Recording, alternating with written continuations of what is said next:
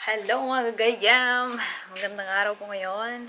And I decided to clean my car today. I haven't cleaned my car in years because I was in the Philippines for school. So ngayon, ilinisan ba natin itong maduming sasakyan na may Heart Philippines, daming pollens, bugs, and the inside is messy, so dusty and everything. Medyo malinis pa rin pero needs some vacuuming on the floor and uy, there's a bug. Vacuuming on the thing of it, and of course the back. So enjoying.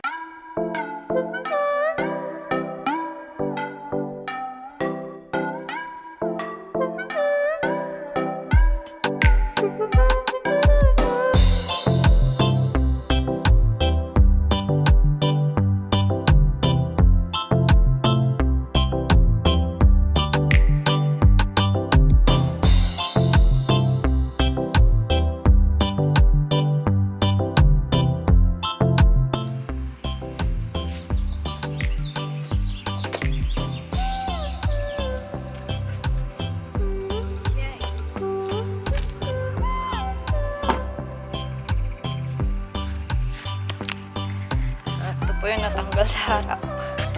To rearrange that next time. Vacuum muna po.